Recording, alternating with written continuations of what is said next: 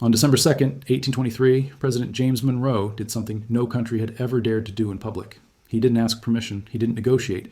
He didn't have the Navy to enforce it. He simply drew an invisible border around half the planet and told Europe to stay out. North America, South America, Central America, the Caribbean, all of it. The American continents, Monroe announced, are henceforth not to be considered as subjects for future colonization by any European powers. That was the Monroe Doctrine. No treaty, no vote, no international agreement. Just the United States announcing, this hemisphere is ours now. And here's the twist. Monroe's America was weak, Europe was strong, so why did the world listen? Because that one speech became a blank check for everything that came after: Venezuela, Cuba, Panama, Chile, the blueprint for an American empire. This is the story of how a young republic claimed a hemisphere, and why 200 years later, we're still living inside the consequences. To understand why Monroe made this declaration, you have to understand 1823. The United States was barely 40 years old. The nation had fewer than 10 million people. The military was small. The economy was agricultural. By any measure of power, America was a minor country, far weaker than Britain, France, Spain, or Russia.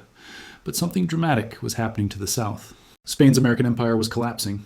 For 300 years, Spain had controlled most of Central and South America. They had extracted silver, gold, and labor from Mexico to Argentina. It was one of the largest empires in human history.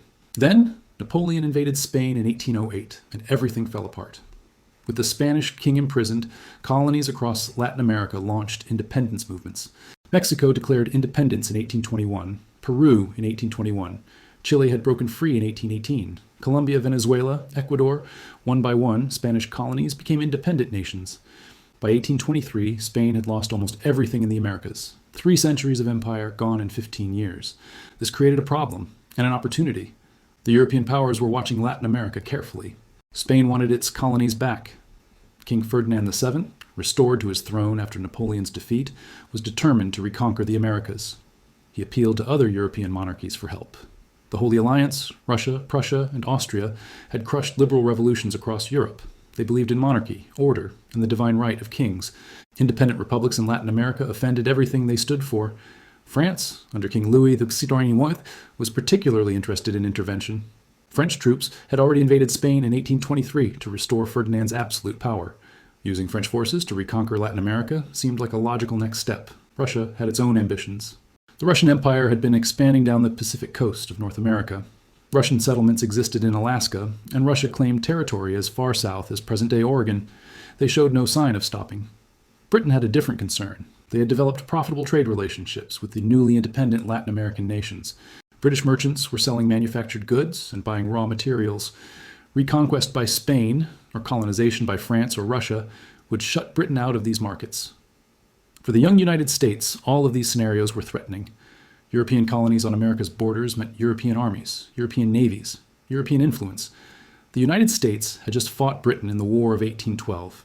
They didn't want powerful European nations reestablishing themselves in the Western Hemisphere. Something had to be done. In August 1823, British Foreign Secretary George Canning made an unusual proposal to the American minister in London. Britain and the United States should issue a joint declaration, Canning suggested. Together, they would announce that neither country sought to acquire Spanish colonies, and that they would oppose any attempt by other powers to do so. It was a tempting offer. British naval power was unmatched. A joint declaration backed by the Royal Navy would carry real weight. No European power would challenge Britain at sea. President Monroe was inclined to accept. So were former Presidents Thomas Jefferson and James Madison, whom Monroe consulted. But Secretary of State John Quincy Adams disagreed.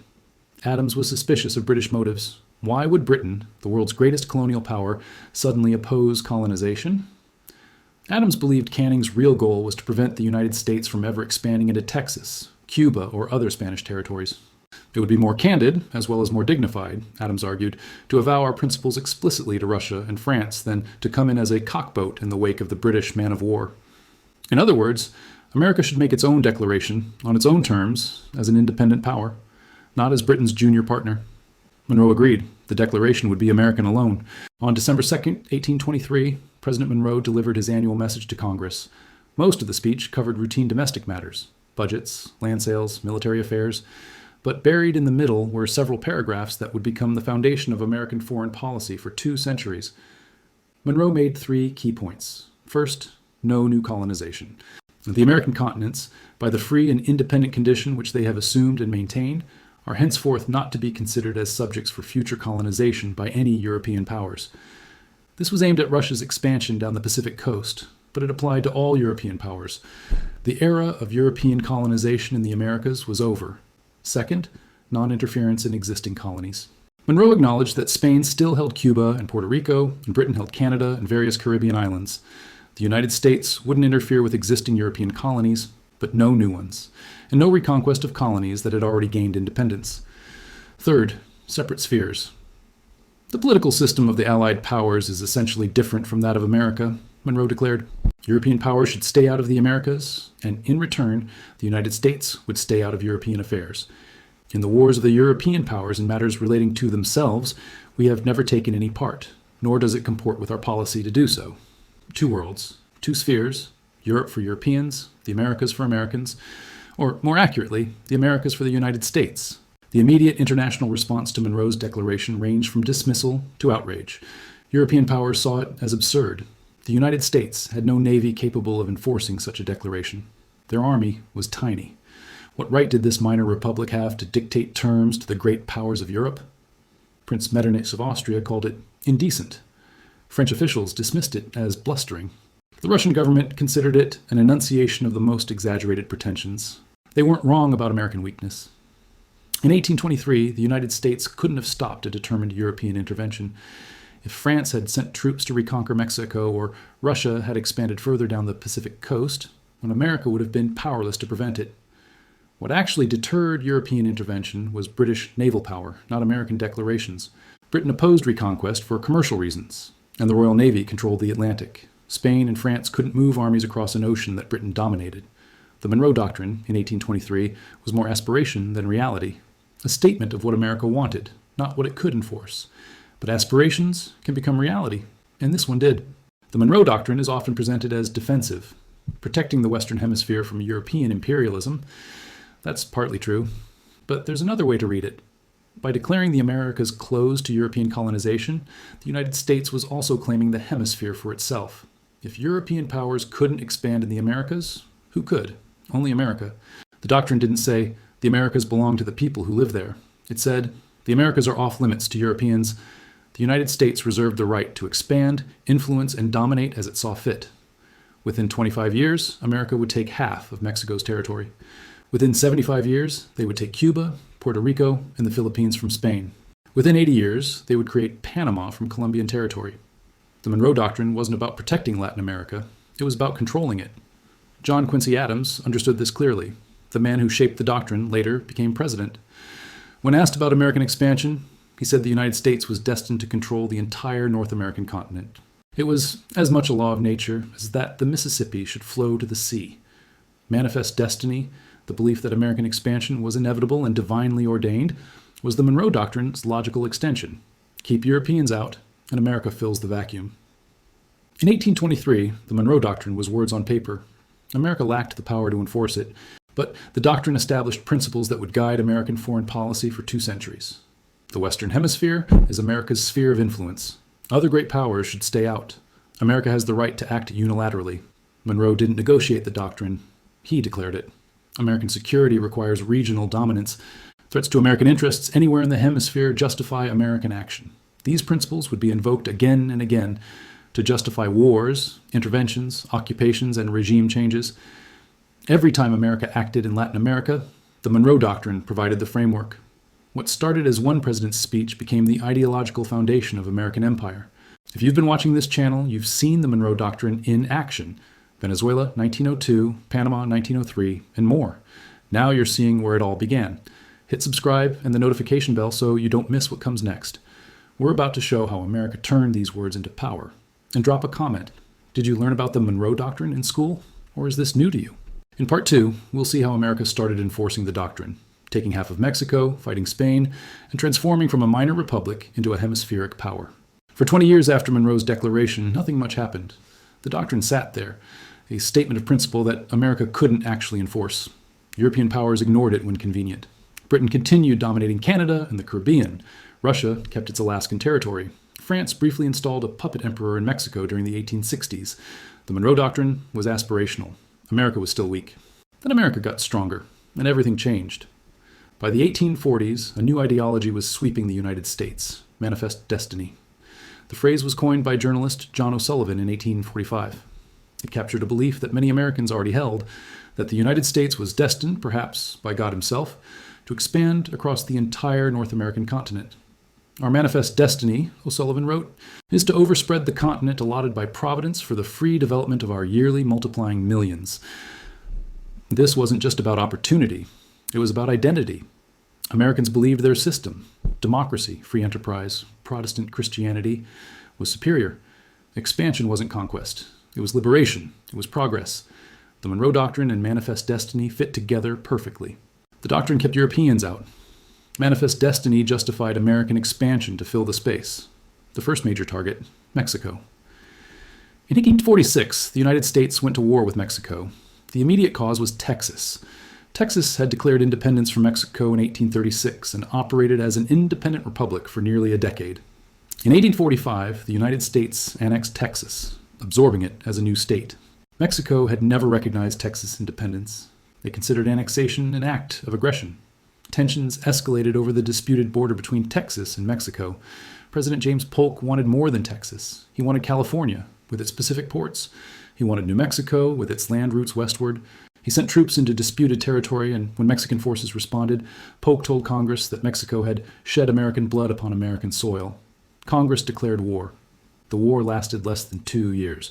American forces invaded from multiple directions, through Texas, through New Mexico, by sea to California. In September 1847, American troops captured Mexico City itself. Mexico had no choice but to negotiate. The Treaty of Guadalupe Hidalgo, signed in February 1848, transformed the map of North America. Mexico ceded roughly half its national territory: present-day California, Nevada, Utah, Arizona, New Mexico, and parts of Colorado, Wyoming, Kansas, and Oklahoma. America paid $15 million for this territory. It was the largest land acquisition since the Louisiana Purchase. The Monroe Doctrine had proclaimed the Americas closed to European colonization. It said nothing about American expansion. In practice, keeping Europeans out meant making room for American growth. By 1898, Spain's American empire had shrunk to a few remnants: Cuba, Puerto Rico, and some Pacific islands.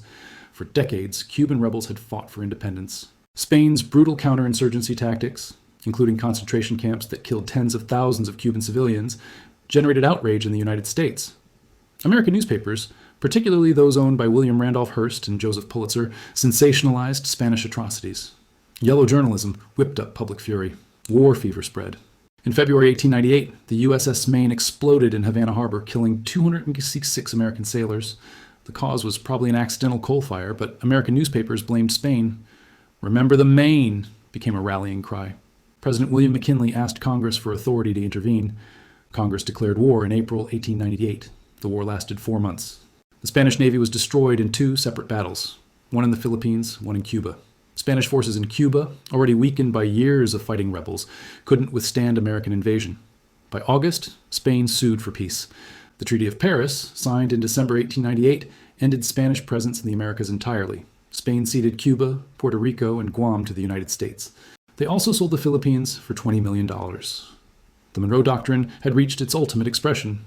After 4 centuries, European colonization in the Americas was essentially over. Spain, the first major European power in the Western Hemisphere, had been expelled, and America had become something new, a colonial power itself. The Spanish-American War transformed America's position in the world. Cuba became a nominal republic, but under American control. The Platt Amendment, imposed in 1901, gave the United States the right to intervene in Cuban affairs, and required Cuba to lease Guantanamo Bay to America as a naval base. Cuba was independent in name, but a protectorate in practice. Puerto Rico became an American territory. Not a state, not independent, but something in between. Puerto Ricans became American citizens in 1917, but they couldn't vote for president and had no voting representation in Congress. They still can't. Puerto Rico remains in this ambiguous status today. The Philippines presented a different challenge. Filipino rebels had been fighting Spain for independence. They expected America to liberate them. Instead, America decided to keep the islands as a colony. When Filipinos resisted, America fought a brutal counterinsurgency that lasted years. Estimates of Filipino deaths range from 200,000 to over 1 million, including civilians who died from war-related famine and disease. American soldiers used tactics including torture and village destruction. This was empire, not liberation. Empire. In 1902, European warships blockaded Venezuela. Venezuela had defaulted on debts owed to British, German, and Italian creditors. The European powers sent naval forces to compel payment. German ships bombarded Venezuelan forts. If you've seen our video on Venezuela 1902, you know this story. President Theodore Roosevelt initially accepted the intervention. Debt collection was legitimate, he believed. But as the crisis escalated, Roosevelt grew concerned. European military action in Latin America threatened American interests. What if debt collection became permanent occupation? What if European powers established bases, troops, territory? Roosevelt forced a resolution through arbitration. The Europeans backed down. But the crisis convinced Roosevelt that the Monroe Doctrine needed updating. In December 1904, Roosevelt announced what became known as the Roosevelt Corollary to the Monroe Doctrine. Chronic wrongdoing, Roosevelt declared, or an impotence which results in a general loosening of the ties of civilized society, may, in America, ultimately require intervention by some civilized nation. In other words, if Latin American countries couldn't manage their affairs properly, couldn't pay debts, couldn't maintain order, then the United States would intervene. America would exercise international police power throughout the Western Hemisphere. The original Monroe Doctrine said, Europeans stay out. The Roosevelt Corollary added, America goes in. Roosevelt's successor, William Howard Taft, refined this approach into what he called dollar diplomacy.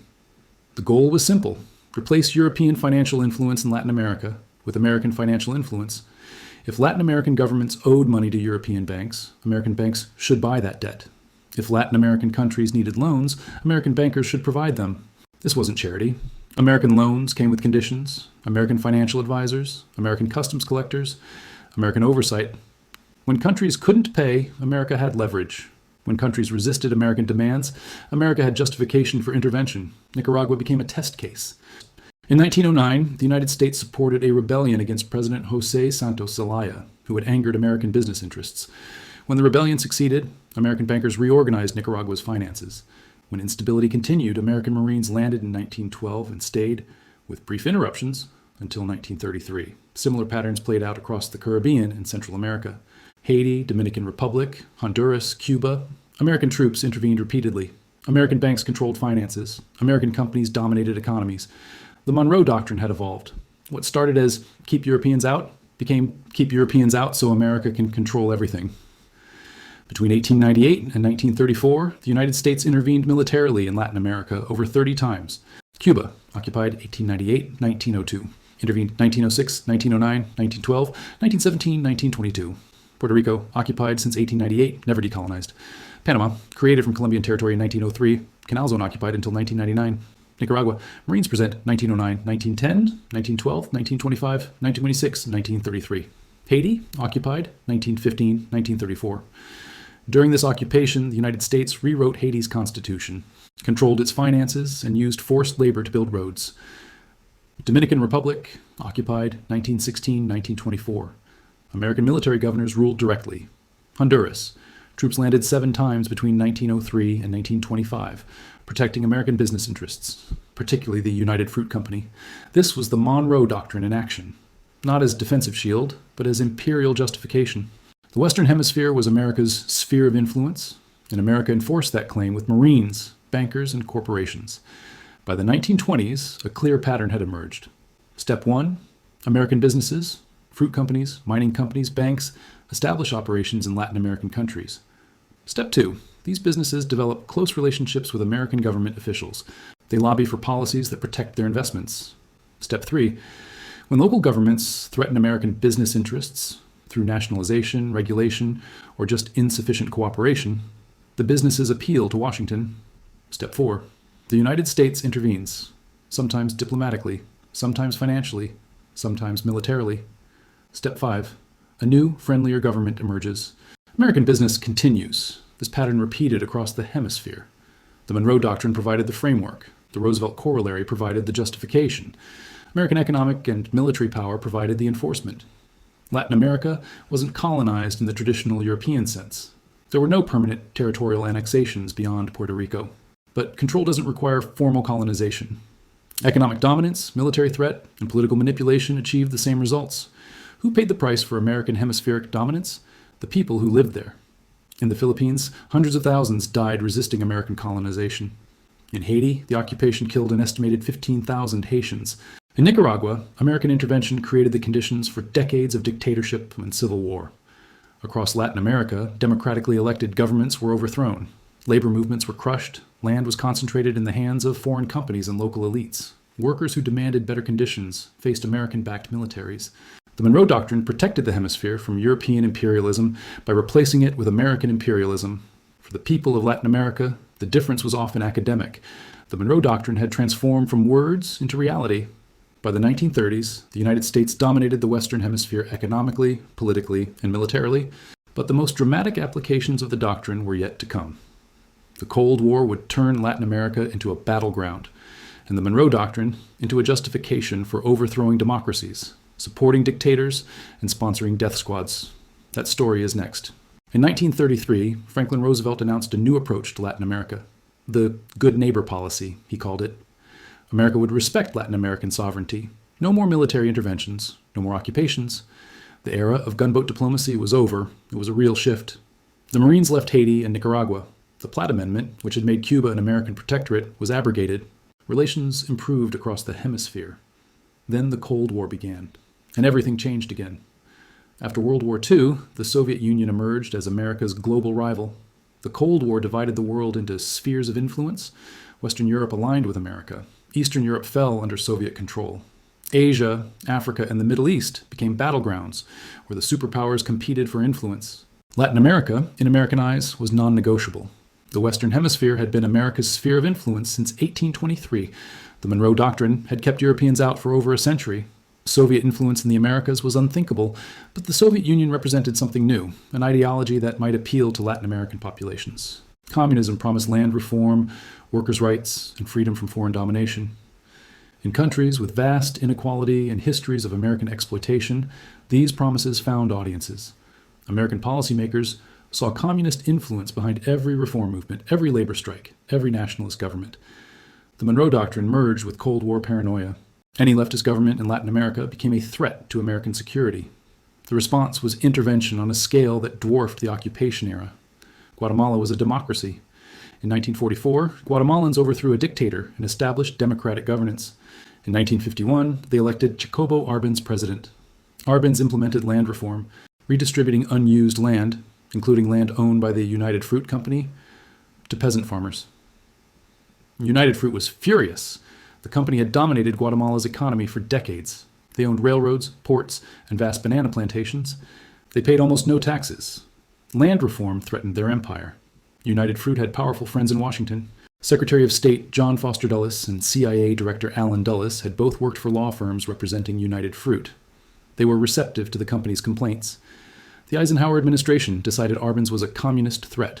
The evidence was thin. Arbenz wasn't a communist, though some communists supported his land reform. But evidence wasn't the point. A government that challenged American business interests was, by definition, dangerous. The CIA launched Operation PB Success. They trained a small rebel force in Honduras. They ran propaganda operations inside Guatemala. They hired pilots to bomb Guatemala City. In June 1954, the rebels invaded. The Guatemalan military, uncertain of American intentions, refused to defend Arbenz. He resigned and went into exile. A military junta took power. Land reform was reversed. United Fruit kept its land. Guatemala descended into decades of dictatorship and civil war. By the time peace came in 1996, an estimated 200,000 Guatemalans had been killed, many by military death squads. The Monroe Doctrine had evolved again. It no longer just kept Europeans out. It now kept out any ideology America did not like, even when that ideology was chosen democratically by the people who lived there. In 1959, Fidel Castro overthrew Cuban dictator Fulgencio Batista. Batista had been a brutal ruler, but he'd been America's brutal ruler. He protected American businesses. He welcomed American tourists. He allowed the mafia to operate casinos freely. Castro was different. He nationalized American-owned properties. He implemented land reform. He moved closer to the Soviet Union as American hostility increased. For the first time since the Monroe Doctrine was proclaimed, a Soviet ally existed in the Western Hemisphere, 90 miles from Florida. The Eisenhower administration planned an invasion using Cuban exiles. The Kennedy administration inherited and executed the plan. On April 17, 1961, about 1,400 CIA-trained Cuban exiles landed at the Bay of Pigs. The invasion was a disaster. Castro's forces killed or captured nearly the entire invasion force within 3 days. The Bay of Pigs was humiliating, But America didn't give up on removing Castro. Operation Mongoose launched hundreds of sabotage operations against Cuba. The CIA attempted to assassinate Castro repeatedly. By some accounts, over 600 times. They tried poison, exploding cigars, contaminated diving suits. None of it worked. Castro remained in power for nearly 50 years. Cuba remains communist today. But the Cuba fixation shaped American policy across Latin America. If one country could go communist, others could follow. The domino theory that guided Vietnam policy applied to Latin America too. Preventing another Cuba became the organizing principle of American policy toward the Hemisphere. The Monroe Doctrine, reinterpreted for the Cold War, justified almost anything. In 1961, João Goulart became president of Brazil. Goulart was a moderate leftist, not a communist, but sympathetic to labor unions and supportive of land reform. He maintained relations with Cuba when other Latin American nations cut ties. He wasn't radical, but he wasn't reliably pro-American either. The Johnson administration worried about Brazil's direction. American officials cultivated relationships with Brazilian military officers. The CIA provided support to opposition groups. The American ambassador coordinated closely with coup plotters. On March 31st, 1964, the Brazilian military moved against Goulart. American naval vessels stood offshore, ready to support the coup if needed. They weren't needed. Goulart fled to Uruguay. The military dictatorship that followed ruled Brazil for 21 years. Thousands of Brazilians were tortured. Hundreds were killed or disappeared. The United States immediately recognized the new government. President Johnson sent congratulations. In 1963, Juan Bosch became the first democratically elected president of the Dominican Republic in over 30 years. Bosch was a moderate reformer. He lasted 7 months before the military overthrew him. In 1965, supporters of Bosch launched an uprising to restore him to power. The military fragmented. Civil war began. President Johnson decided the uprising might lead to another Cuba, without clear evidence of communist control and against the advice of some officials. Johnson sent American troops. Over 22,000 American soldiers invaded the Dominican Republic. They remained for over a year, eventually overseeing elections that produced a government more acceptable to Washington. The intervention was justified as protecting American lives and preventing communism. But it demonstrated that the Monroe Doctrine, in its Cold War form, meant America would use military force to determine who governed Latin American countries. Salvador Allende was a democratic socialist. In 1970, he won Chile's presidential election, narrowly but legitimately. He was the first Marxist ever elected president in a free election in the Western Hemisphere. The Nixon administration was horrified. "I don't see why we need to stand by and watch a country go communist due to the irresponsibility of its own people," Secretary of State Henry Kissinger reportedly said. The CIA spent millions destabilizing Chile. They funded opposition newspapers. They supported strikes. They cultivated relationships with military officers. On September 11, 1973, the Chilean military attacked the presidential palace. Allende died. By suicide or murder, accounts differ. General Augusto Pinochet seized power. Pinochet's regime killed over 3,000 people. Tens of thousands were tortured. Hundreds of thousands fled into exile. Chile became a laboratory for free market economics imposed at gunpoint. Kissinger and Nixon had gotten what they wanted. Chile was no longer a democracy, but it was no longer socialist either. In 1979, the Sandinista revolution overthrew Nicaraguan dictator Anastasio Somoza. The Somoza family had ruled Nicaragua for over 40 years, with consistent American support. They were corrupt and brutal, but reliably anti-communist. The Sandinistas were leftist. They implemented land reform, expanded education and healthcare, and aligned with Cuba and the Soviet Union. They were also initially popular. The Reagan administration saw Nicaragua as a Soviet beachhead in Central America. They organized, trained, and funded a rebel army, the Contras, to fight the Sandinistas. The Contra War killed an estimated 30,000 Nicaraguans.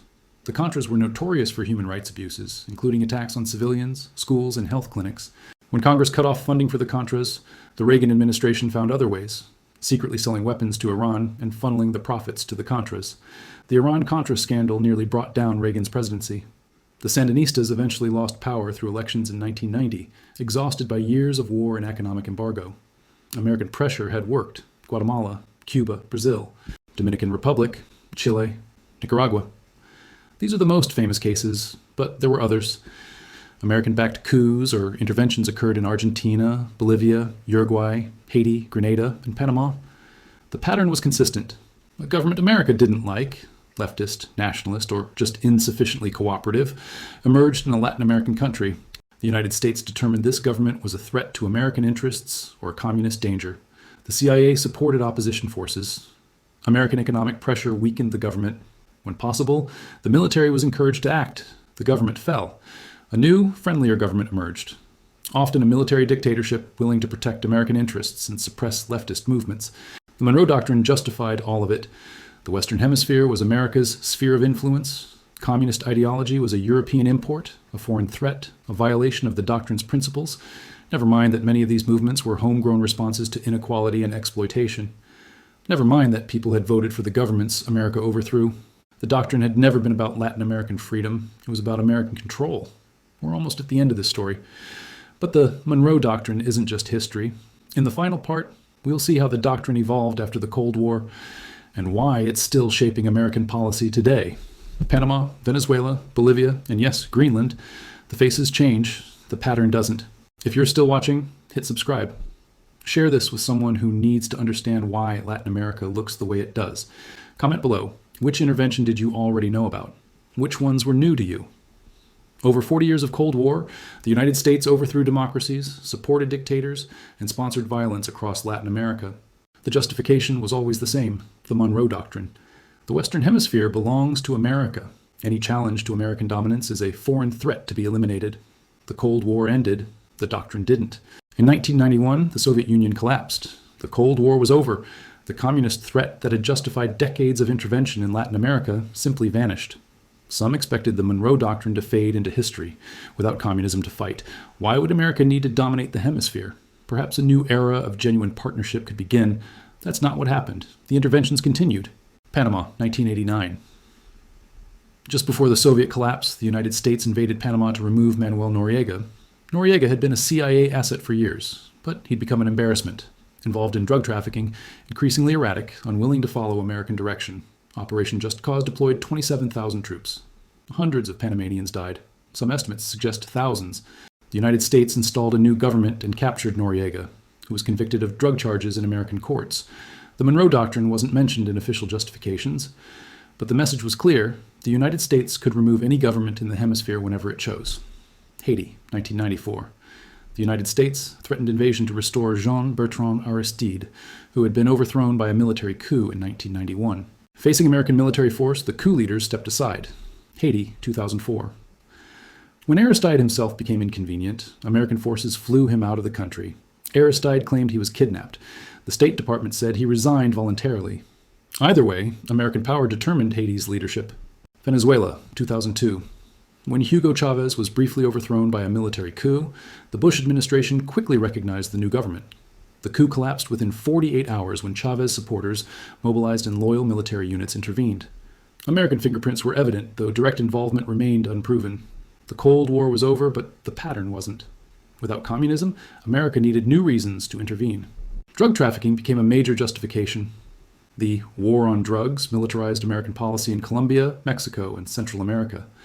American military advisors, equipment, and funding flowed to governments fighting drug cartels, or to governments America wanted to support regardless. Democracy promotion was another rationale. America would support democratic governments and oppose authoritarian ones. In practice, this often meant supporting governments friendly to American interests and opposing those that weren't, regardless of how they came to power. Terrorism after 2001 provided additional cover. Any government could be linked to terrorism if you looked hard enough. Any opposition movement could be called terrorist. Human rights was invoked selectively. American allies who violated human rights faced gentle criticism.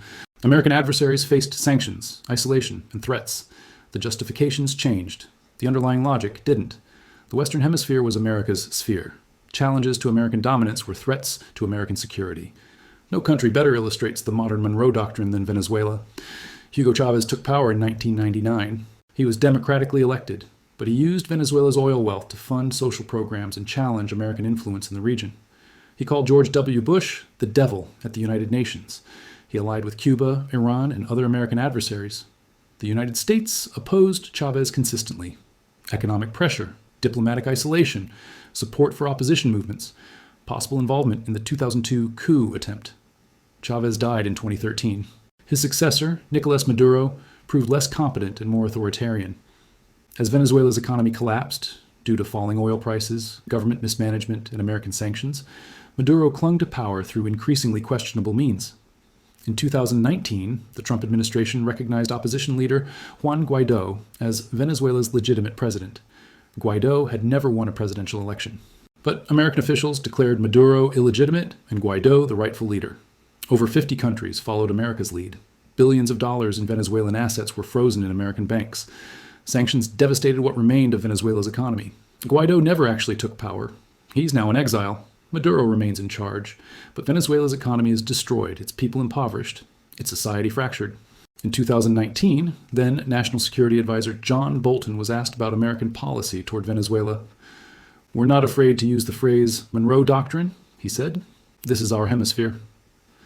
After nearly 2 centuries, officials were still invoking Monroe's words to justify American dominance over Latin American nations. In November 2019, Bolivian President Evo Morales resigned and fled the country.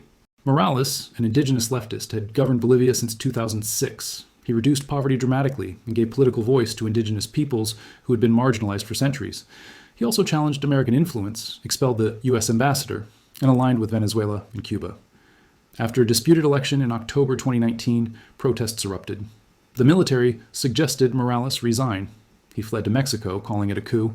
The Organization of American States, heavily influenced by the United States, had issued a report questioning the election results. This report was later challenged by independent researchers, but by then Morales was gone. A conservative interim government took power. They invited American officials back, reversed Morales' policies toward indigenous communities, and aligned with Washington. In 2020, new elections were held. Morales' party won overwhelmingly. His former finance minister became president. The interim government had lasted less than a year. Was it a coup? The United States officially denied involvement. But the pattern, American-backed opposition, OAS providing justification, military forcing out a leftist leader, was familiar. If you've been following this channel, you've seen the Monroe Doctrine in action just this month. President Trump wants Greenland. He won't rule out military force against Denmark, a NATO ally, to acquire it. Greenland isn't in Latin America, but the logic is the same. The Americas are America's sphere. Strategic assets in this hemisphere belong to America or to American allies, period. Trump wants the Panama Canal back. He says Panama charges too much. The real concern is Chinese companies operating ports at both ends of the canal. A foreign power, any foreign power, having influence over a strategic American asset is unacceptable. We need Greenland for national security purposes, Trump says. The Panama Canal is vital to our country, Trump says. These are Monroe Doctrine statements. The language has been updated. The principle is identical. The Western Hemisphere belongs to America. 200 years after James Monroe's declaration, what has the doctrine produced? Dozens of interventions. Military, economic, political. Democracies overthrown. Dictators installed. Hundreds of thousands dead. Persistent underdevelopment. Latin America remains poorer and more unequal than it should be. American interventions repeatedly crushed reform movements that might have addressed these problems. Deep distrust. Latin Americans have long memories. They remember the Marines, the coups, the death squads. Anti-American sentiment in the region has deep roots and good reasons. Continued instability. The governments America installed often proved corrupt and brutal. The societies America destabilized never fully recovered. Violence and dysfunction that plague Latin America today trace back to American actions decades ago. The Monroe Doctrine was presented as protecting the hemisphere from European imperialism. In practice, it enabled American imperialism. The people of Latin America were never protected. They were controlled. Some argue the Monroe Doctrine is finally fading. American attention has shifted to Asia. China is the priority now. Latin America receives less focus than during the Cold War. Latin American countries have grown stronger. Brazil is a major economy. Mexico is deeply integrated with the United States. Regional organizations give smaller countries collective voice. China has become an alternative. Latin American nations can trade with Beijing, borrow from Chinese banks, and seek Chinese investment. They're no longer dependent solely on the United States, but the doctrine's death has been predicted before, and it keeps coming back. When American interests are threatened, or when American leaders feel they are threatened, the old reflexes activate. Sanctions, isolation, coups, military threats. Venezuela today, Cuba still, Bolivia recently, Panama and Greenland right now. The Monroe Doctrine is 200 years old. It has outlasted the European empires it was designed to exclude. It has survived the Cold War that gave it renewed purpose. It may survive the current moment, too. In 1823, a weak nation made a bold declaration. The American continents belong to America. Europeans, stay out. It took decades to enforce. But enforce it, they did. Through wars, occupations, coups, and economic domination, the United States established control over the Western Hemisphere. The Monroe Doctrine created American empire, not through formal colonies, but through spheres of influence, client states, and the ever-present threat of intervention.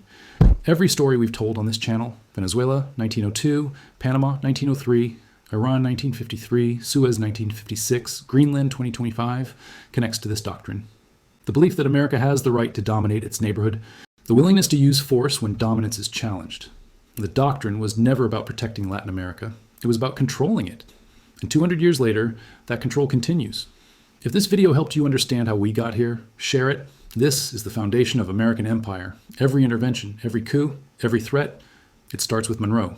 Subscribe and hit the notification bell for more hidden history.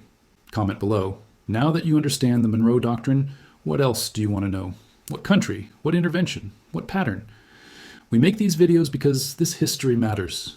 It explains why the world looks the way it does, why Latin America struggles, why America acts the way it acts. The Monroe Doctrine is 200 years old. It's not history, it's happening right now.